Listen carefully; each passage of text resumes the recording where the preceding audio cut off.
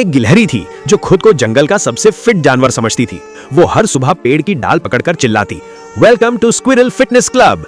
उसका पहला क्लाइंट हाथी। गिलहरी बोली, सर लाइटली जंप। हाथी ने जंप किया, जंगल का आधा फ्लोर ही धंस गया। दूसरा क्लाइंट ऊंट। गिलहरी ने उसे पुशअप सिखाए। ऊंट नीचे आया, ऊपर जाना भूल गया। अब पूरा जिम ऊंट के नीचे था। तीसरा क्लाइंट मेंढक। वो स्किप रोप करते करते बाहर भाग गया और तालाब में गिरकर बोला, भाई ये वर्कआउट नहीं टॉर्चर है। आखिर में गिलहरी खुद पुलअप दिखाने गई। हाथ फिसला और वो सीधे ट्रेडमिल पर गिर के 40 किलोमीटर प्रति घंटे की स्पीड से उड़ गई।